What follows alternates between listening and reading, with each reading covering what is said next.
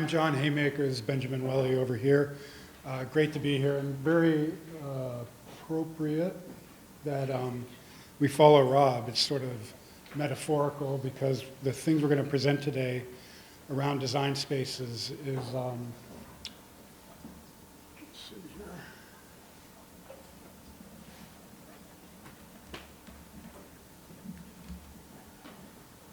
Hoping.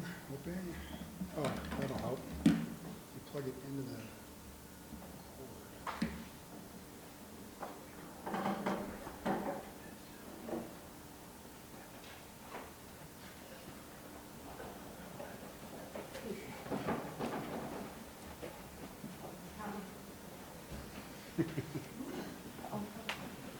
That's a good sign.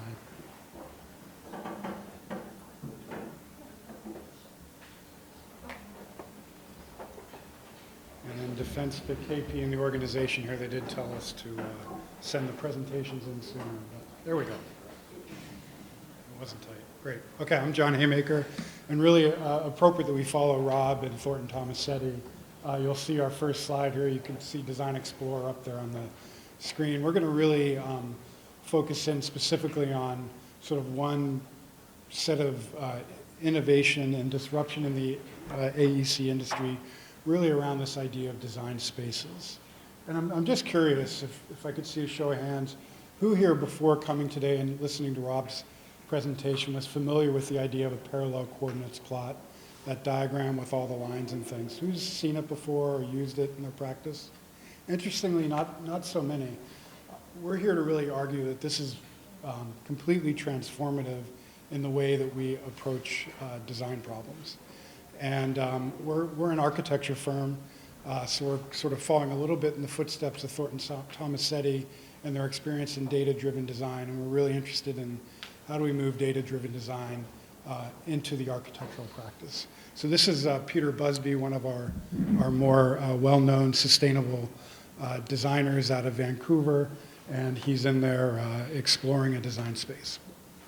So before I jump into this, I'm going to kind of jump to the punchline, which is why do I think design spaces are so cool? And these are just some of the reasons. I think we find them very useful as a collaborative, integrated mechanism to integrate multiple points of view.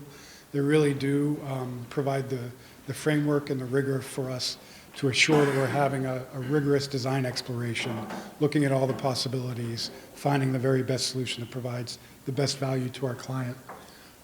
When we approach design in this way, we feel like we understand the problem much better, so we can really provide guidance and know which are the design decisions which are really driving performance and help us focus in on those. There's a bit of a pushback we often get, particularly as we get into the design world, that by using these tools, by using these methods, we're kind of stifling creativity, we're giving the architects the answer. And we're going to really argue that it's quite the opposite, that by being able to sort of frame the decision in this way, it can actually open up the opportunity for more creativity. We can go to our client and we can tell them, we can maximize your value with confidence. This isn't just a cool design that we came up with. We have the data that can come behind it to really support our decision making. And also, guess what? We're doing less rework.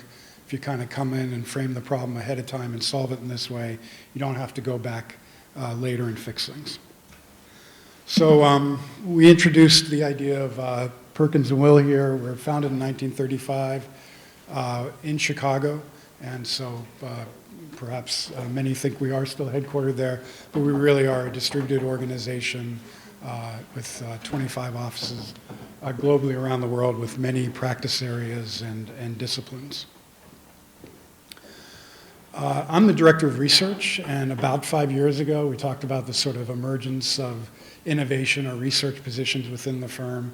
Perkins Coie reached out to me a little over 5 years ago and brought me on as the director of research, and the process has really been about synthesizing a culture and an organization that can support a robust research organization that can make our projects better, and that's really our focus has been providing more value to the clients, trying to make our projects better for them and for society. So the way we've organized ourselves is around 9 research labs, and you can hopefully read the kind of topic areas there. And they really span a wide range of topics, everywhere from material health, trying to really understand what the materials are that are going into our building and what we know is healthy and what we're not so sure is healthy, and trying to eliminate those, all the way up to things like urban resilience and mobility. And today, we're going to focus in on just 2 areas of innovation that are very related, I think you'll see, for us in the way we've been approaching it.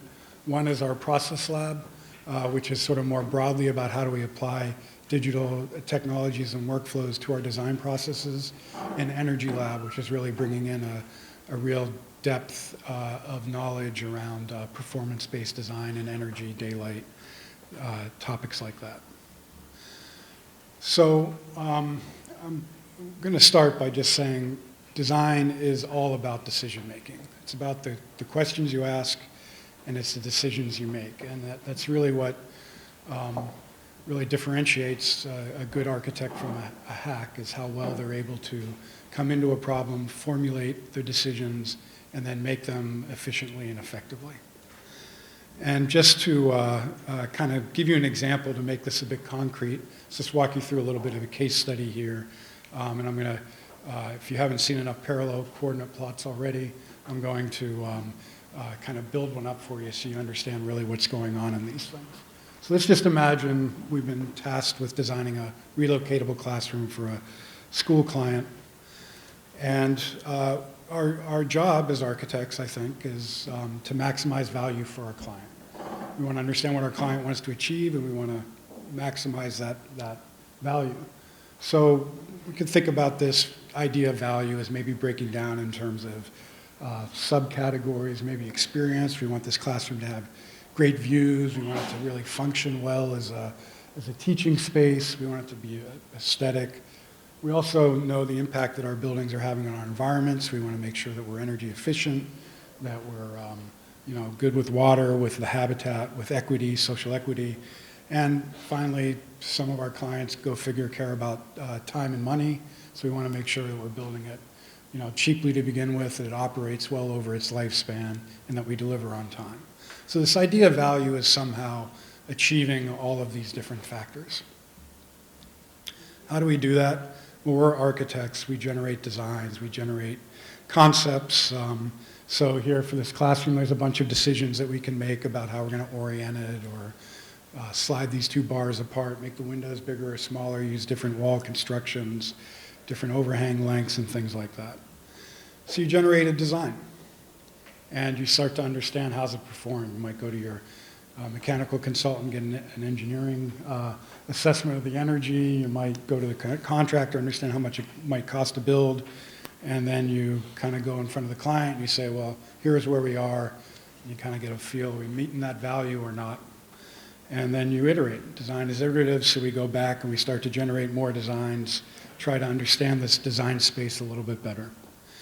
Ultimately, after we've run out of budget and the schedule has run out, we hopefully get to some place that satisfies the needs of the client, and we found a design that works for them, and we move on. Now, many of our clients are kind of 2-headed monsters, if you will, or we have complex groups of people that we need to work with, and trade-off and value isn't always the same to different people, so we need to somehow negotiate all of that. And I've kind of drawn this parallel coordinate plot with all these dashed lines to argue that we're really not doing this very well today, that even with all the technologies of BIM and analysis and things like that, it's very difficult to really systematically search the design space. We don't really know with certainty what our clients' values are often. We don't really do a very good job as an industry of really defining what all these experiential, economic, and ecological metrics are, and what are really the important metrics to design for. And we don't tend to be able to generate and systematically search through all of the alternatives that are possible. Just have a struggle really managing all of that information in the time given. And so I'll argue that Thornton Tomasetti accepted, the industry generally struggles to do this well, and that we almost invariably do not maximize value to the client. So the vision is something a little bit more like this. Construct a design space that systematically understands the target, the goals, the things that we're trying to achieve, systematically can look through all the different alternatives and be able to come to the client and say, this is how we're going to maximize your value. So that's the question. How do we formulate and make these decisions with confidence? And it's, to me, it's this concept of a design space. So what is a design space? It's a model. And we're familiar with BIM. BIM is a model of kind of one design. So let's step back a bit. A design space is a model of that entire exploration, all of those possible designs, all of the different performances of all of those designs on all these different criteria we care about. It's a model that includes an understanding of who the stakeholders are who we're trying to satisfy, and who the decisions makers are who actually know how to make that decision and have that power. So the designers who have the expertise to generate and analyze these alternatives. And it's the gatekeepers who know how to put constraints on the design to constrain that design space. And it's a process. It's a process of going through engaging these different stakeholders in formulating objectives, generating alternatives, analyzing the impacts, and then assessing the value. And so this is the kind of work that we're going to present now, is a couple of efforts in exploring how do we explore design spaces, how do we construct and explore design spaces. So the first sort of technological infrastructure that we're going to present has been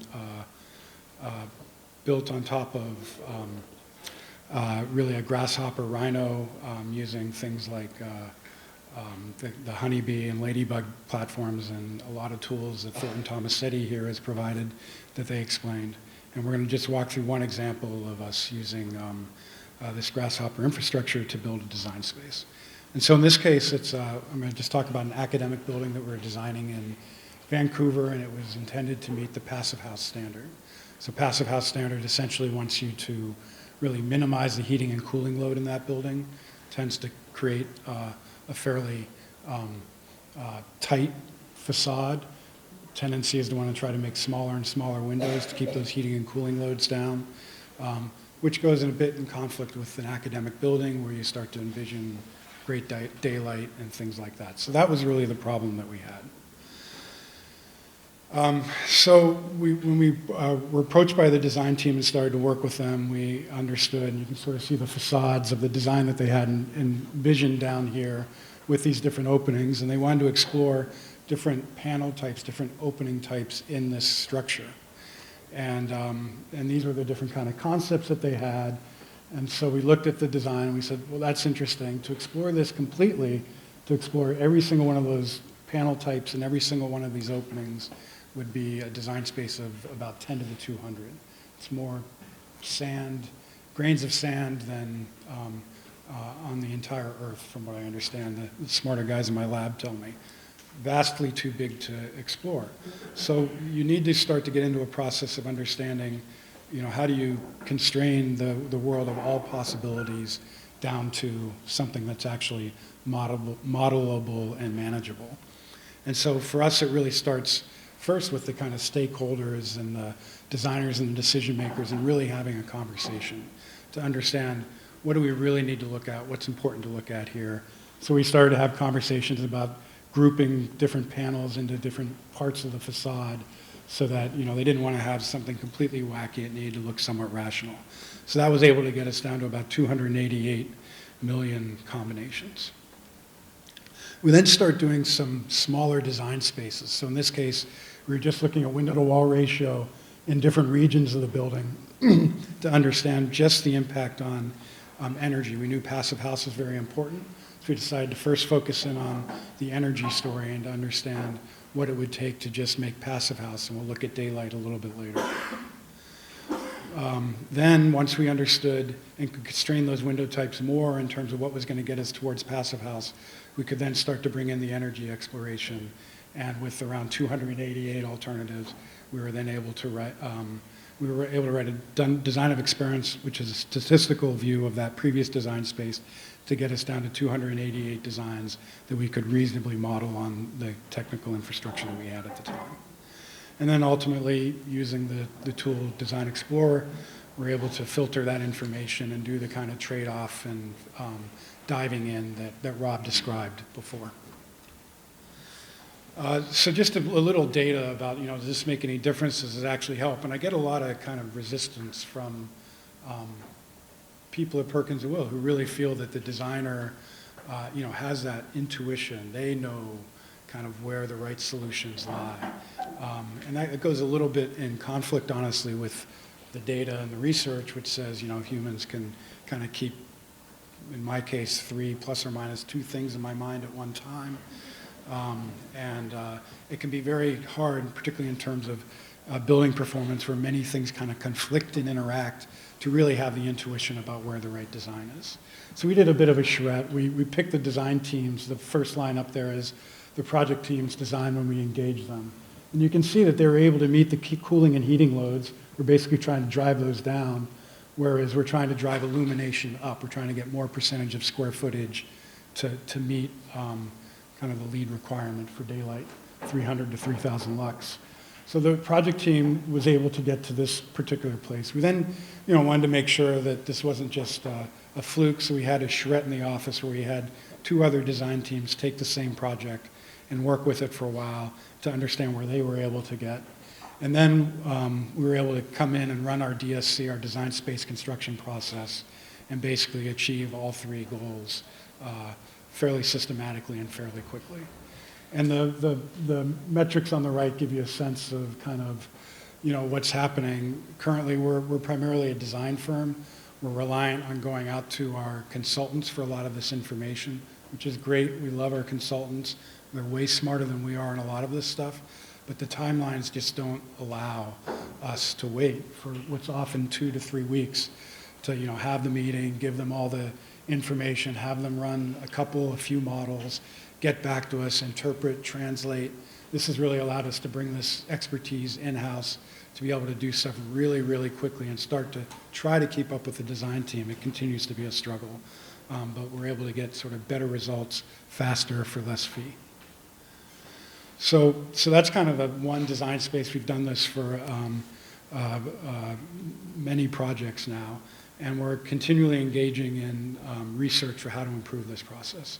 Part of this research has been to reach externally. So, for example, we're here in Atlanta working with a brilliant student out of Georgia Tech's Digital Building Lab to start to understand the geometric rules and methods for how we can start to generate design spaces, the generative aspect of it, more quickly, more robustly, to really gather designers' intent and translate them into these kinds of design exploration models.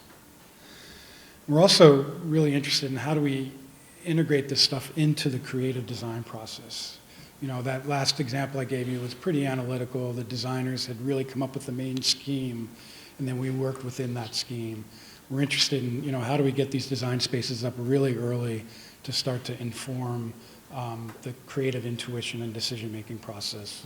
This is just an example from collaboration with the University of Washington, where we taught a studio with some of the studio professors there, and we introduced the technology early to try to drive their designs to try to meet a living building challenge in Seattle.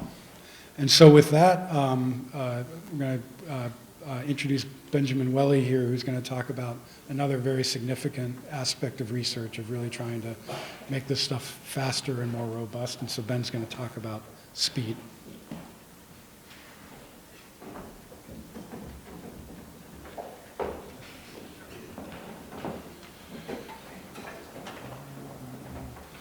Good morning, everyone. I'm Benjamin Welle, as John introduced, and we have a long history together. He was my PhD advisor at Stanford, so we started kind of working this domain a long time ago. And like he said, we've been hearing this argument about, hey, the stuff you guys are doing is trying to automate the design process, and you're stifling our creative freedom. And our argument is, no, we're really not. We did a survey of designers, and 40% of their time was spent in data management. all we're doing is allowing computers to do what they do well, manage data, thus freeing up that 40% to actually be creative and do what you do best, what a computer can't replace. So over the past 2 years, I have been, myself and a large group of people, have been developing a building analysis platform that was intended to be used internally by our designers during the earliest design stages, called SPEED, the Simulation Platform for Energy Efficient Design.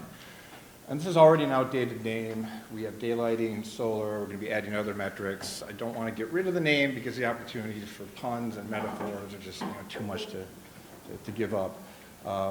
But just kind of want to talk to you about what it is, why we think it's going in the right direction, and start to get a feel from all of you what you think if we are going in the right direction. So what is SPEED?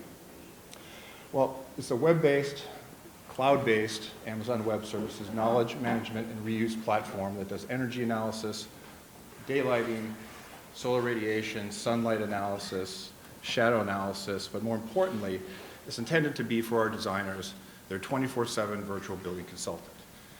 And this is important because, like John said, often during the earliest design stages, from either pursuit to pre-design, programming, even early schematic, we do not have consultants.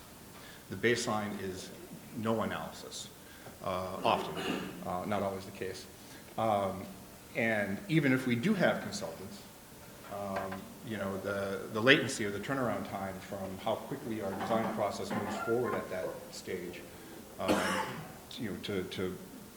and how long it takes to turn around a request for some sort of analysis or information to make it back on time just doesn't happen on time. And so why did we do it? Oh, and I have a very technical diagram that I decided not to show. We'll give a link at the end if you want to see it, but it's basically we have a web interface built in Angular.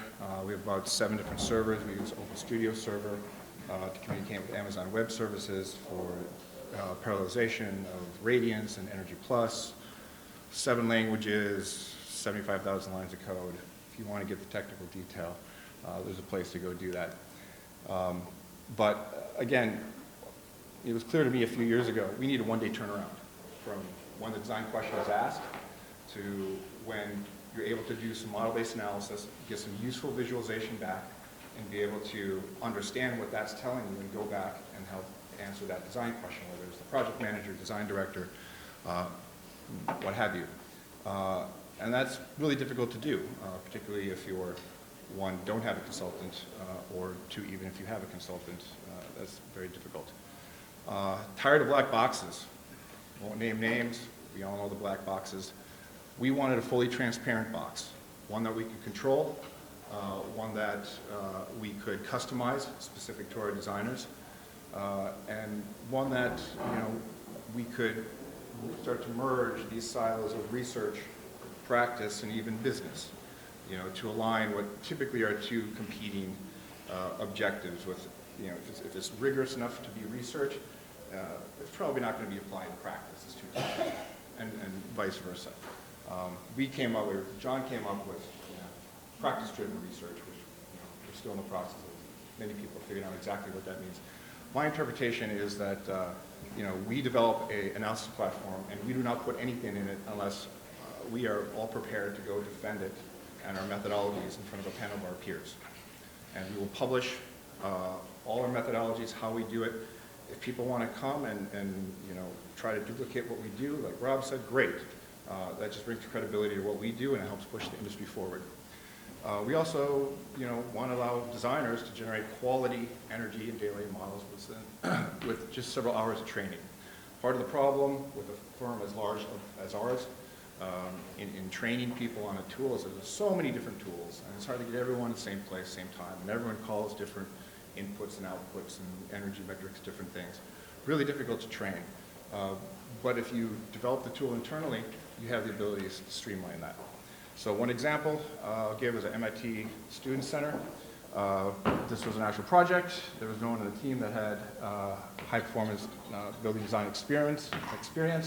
They wanted at least 3 massings for energy and daylight, and they wanted some visualizations to communicate to themselves and to the clients the best designs. We paid consultants to look up code defaults for an energy model. They use train trace, kind of standard bar charts, et cetera, no daylighting. Would charge us extra for other options, 2 to 4 weeks for a single run, 18K. Supposed to take the names out, but forget about that. So what they did is basically, while we had 2 different consultants on board, they brought in Energy Lab, and in fact, Roy is sitting over there, who's on our team, to come in and, from research, from our lab, and we kind of, before kind of market ourselves as project by project service, come in and see what she could do. And she basically generated, over the course of 100 hours, 6 different options, found, EUI that was better than they were getting from their other consultants, had daylighting simulation, much clearer visualizations, and so that was, that was considered a really successful case study.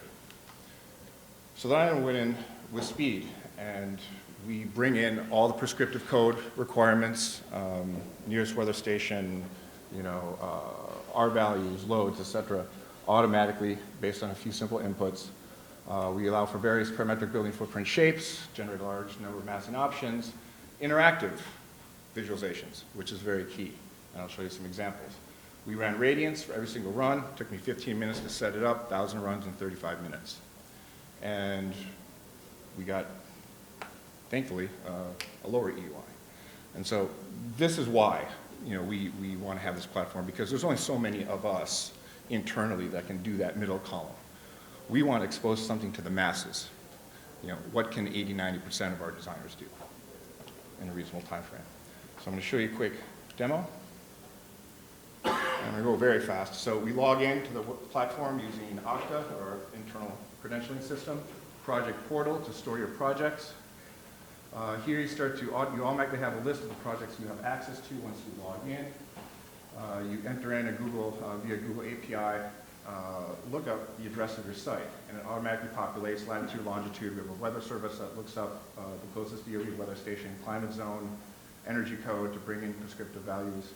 You can put in your EUI benchmarks, targets, which are used later for visualizations, and then pick your building mode, which basically puts the tool in different modes to maintain the integrity of the statistical analysis at the end. Site context, adjacent buildings, all the visualizations are in 3JS. Right now we're in beta testing, and we're kind of getting feedback from designers. Do you want more buildings than that? Do you want sliders and not drop downs? But here, the geometry page, everything's driven off the assumption the total square footage. You can play with number of floors, floor height, and these apply to all the different footprint shapes you want to look at. Here we have a list of footprint shapes that are pre-processed in terms of the parametrics, how you can drive the building form. Obviously, you can change the orientation. Down when we get to footprint dimensions, here's where we start to drive length and width. And we bring everything down to length and width. We auto-calculate thickness, perimeter depth, et cetera, et cetera. Anytime you automate something to be easy to use, you give up something in flexibility. This was our current option for a trade-off. So next, go to envelope page. You put the tool in building or facade mode. Do you want to define glazing by orientation or not? And you have a way to customize it by variables. So I can go in here, pick my window-wall ratio, number of windows on a south-facing facade right here, play with my window ratio, long skinny, short fat, select overhangs, fins, window construction, etc. I think in this example, I just put some fins on the west and the east. And then you can go and do that for each facade orientation. And before, there was a little checkbox under the south tab. If you check that, it applies what you select for south to everything. And that's important for the parametric study at the end. So here you can expand every view, a variety of display options. You can show the ground, without the grid. You can display a Google map on top of it. And of course, the lat longe Google map looks up is probably not where your site is. So you can grab the building, drag it to wherever your site is, and it'll recenter the Google map. Display shadows. This is where we get into the real-time analysis to help you figure out what your design space should be. So here we use 3JS light sources to cast shadows on the exterior and on the interior of the building by hour. If you uncheck hour, you can run a sun range analysis, which will give you basically the aggregation of shadows over the course of whichever day you choose. Then we get to sunlight hour and solar radiation analysis. This uses radiance. And right now, you're going to see a radiance model generated from that 3JS code. Results are coming back from a 96-core machine on Amazon. So we generate all these images right here on 96 processors in parallel to have it come back in maybe 30 seconds. We actually use a new methodology to do this rather than how people traditionally do it. We're about to publish a paper on it to validate the method, but it goes in about 90% less time without losing much accuracy. And then here, just an example of solar radiation. Of course, this is just kind of the dart in the dartboard. We want users to pick their color scale. Do you want high res, low res? Is this something you want to run really fast in 5 seconds, or do you want to put it in a presentation and present it to a client? So this is a solar analysis. It's meant to help you figure out kind of what are the runs you actually want to do once you get to the longer energy plus and radiance runs. And then, of course, we have a 2D every time we generate a 3D. So I'm jumping right to the parametric study, skipped a bunch of pages. This is where you pick your design variables. What do you want to run your study on? And you have a list of options. You can highlight one at a time, multiple, click over, drag it over. And as you do this, you can see the parametric study profile, little widget at the bottom, the total number of runs start to increase. This whole concept of creating a design space and the fact that you just add one more variable, 3 more options, it gets exponential, and all of a sudden you're at 2,000 when you were just at 100 is a new concept, for designers. And so we have that there to let them know how many runs there are, and eventually we'll figure out estimating runtime, but I punted on that for now. So here we're just kind of creating a design space, and I think I do about 600 different options. It's interesting, we tell the beta testers, fire off 2,000 runs, we give everyone 500 cores for every project. No one does it. Everyone does 3 to 50. I don't know why. Part of it, the reason is it's new for them to do energy models. They don't really understand what's the value of doing a bunch of them. And that really gets to the statistical analysis, et cetera. So I'm just going to jump to some results. You get an email notification, the user, your project's ready. That project probably took about 2 hours to run. Variety of visualizations. Single run, pick your inputs. You can see static parameters. Here are the outputs we generate.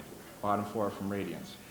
Then we have our bar charts, annual, monthly, with interactive scenes below so you can understand what the design is.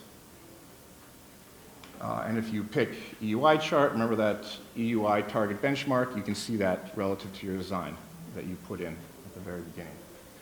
Multiple run chart, same as the first one, but now you get up to 4 designs to compare. So we're slowly building up. The next couple charts, and am I able to pause that? No. Let's say right now, there's a PCP coming up, and I've always thought they're kind of boring. Even kind of the standard, with Design Explorer. And I always thought designers just aren't going to look at this. So I said, in a week, can we make it sexy? Can we make it more functional? This is what we came up with. You can tell me. We did a 3D PCP in 3JS. You select your inputs, you select your outputs. And you start to generate, as you all know well by now, each line is a different design. And you have your brushing capabilities. We added a few new kind of brushing abilities that we didn't have before. But you can see here, it kind of works like everything else does. And we have a HUD pop-up. You hover over the line, it shows you the geometry, tells you some other information. If you have images at other places, it's hard to visually connect the line to the image. Here you get to hover. You can see it's pretty sensitive right now. You need to work on that. But then the 3D icons animated, we thought was pretty cool. Yeah. And to be honest, this will get a lot more people to look at and play with it. And at some point, they may actually be, hey, I see where this is useful. And so this is just a testament to why it's very powerful to have this kind of development and skill sets in-house. If someone came and asked us, this is what we want, we could probably do it. And we did that in 6 days. 3D scatter plot, same as the PCP, different representation. As you brush it, we ghost designs, same as you brush in a PCP. But what if we want to see that, of course, you hover over the point, You can get some more information about your geometry. What if you don't want to point? What if you want the building footprint? That's pretty cool. Target benchmark, EUI benchmark target as a plane. And then what if you want to go in and you have, if you do 50 runs or 5,000, that'll get crowded. You need some way to customize how you see those shapes. So we have a scatter control. You go in there and you can rotate all the shapes any way you want. You can zoom in and out, make it small, large, customize it to what the data gave you back so you can get the type of visualizations you want. Have it face you. Turn that control off, and then we have preference shading. You have two objectives. You want to minimize and maximize. Some objectives are more important to others. Minimize cost, minimize energy performance. Whatever it is, you can move that slider around. Haven't got to explaining to designers what a Pareto front is yet. Kind of avoiding that for now, but sensitivity analysis. This is where we do the statistical. We're no longer looking at all the runs at once. We're running an R script, do global sensitivity analysis, multivariate regression, to tell you which parameters are the most important. How do different input parameters interact with each other? What's the relationship? That's the value of doing a lot of runs, is you can start to apply these statistical methods rather than taking a few points randomly and try to tease some effect out. You can use math to do it, and it's much more reliable. So that's just a very fast view of kind of some of the highlights of the tool.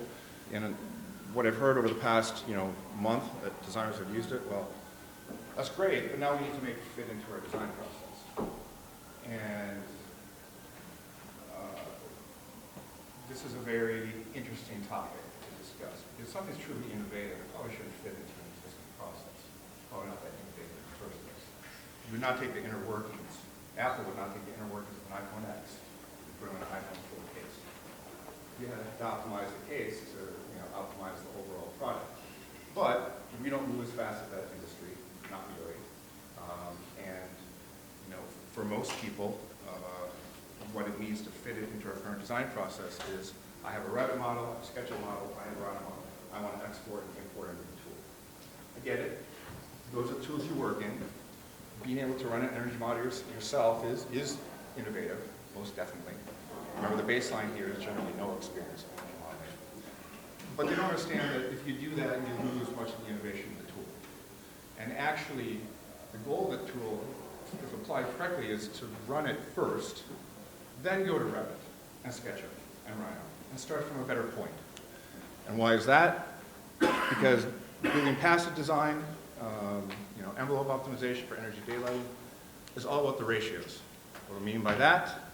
I mean, we have three of the coolest books about passive design written in the 60s, 70s, 80s. No building simulation, global climate change and sustainability were not like, keeping hot buzzwords. You had a very committed, talented group of designers that tried to understand the physics of energy and light flows, and heat flows, energy at the end of the day, and meld those with the art of design. And I remember in one book, there was like these great 5 pages that says, by climate, here are these different geometric ratios you kind of want to target. We're going beyond window wall ratio and aspect ratio. Compactness, form factor, shape factor, and there's a list of 15, 20 from literature. So I need to communicate this idea of why those 6 footprint shapes I showed before are still applicable to Perkins Coie projects in early design. Most people say, we don't do L's, we don't do T's. That won't work. Well, actually, it is useful. So I built this building in Design Builder, not super complex, but multiple footprint shapes. We have some building self-shading, et cetera, et cetera. Calculated the compactness index, shape coefficient, form factor, EUI 67.2. Went into speed, tried to match those building ratios, and for the most part did. EUI 63.9. Not the same. That model can tell you something about that building. And you can have even more extremes. You can have the most complex building in the world. It can be reduced to a bunch of ratios.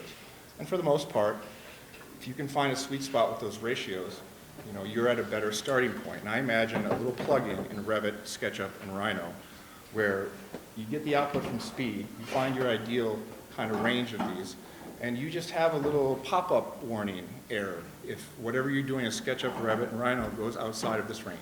very simple. That would be an incremental process, because the reality is we need to be, complement and supplement existing workflows in our industry, but push the envelope just enough that it gets people thinking about, hey, there's a lot of ways to design, and we should start thinking about it.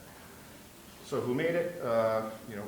Obviously those of us in Energy Lab with John's support and the research board support, but a lot of other people, from developers for the front end to daylight simulation experts, Open Studio server experts. NREL has been great and giving us a lot of tech support. Of course, we have some great people that work on the visualization side, but it's really a comprehensive effort, quite a few people. So what's next? Well, we want to develop a climate consultant to go before you do the runs, using best practice, our database and AI. Fastest simulation run is the one you don't have to.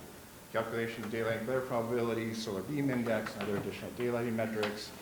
Allow the designers to block and stack those shapes, draw their own footprints. You lose some of the parametrics, but you have clean models. Visualization of daylighting metrics on building geometry over time.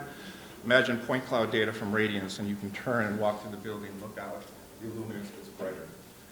You have glare. You don't have to worry about the luminance being over 2,000 or daylight glare probably. Look out the window. Tell me if there's glare. We feel we can put that virtual experience of being in a cave where you just load model and data on a 2D visualization. Need baselines, circadian metrics, water savings, line of sight analysis, other metrics. And we want to get Grasshopper in there, start to merge the best of DSC, and which allows you far more flexibility in parametrics and the functionality of speed. And with that, I guess we'll open it up to questions. We do have a wiki where, with several different websites, more information on science-based construction on DSC. We can go there. We're starting to create a wiki where we're starting to document what we're doing with the platform, assumptions, have designers go ask their questions, put known issues, wish lists of what you'd like to develop. So invite you to take a look and give your feedback.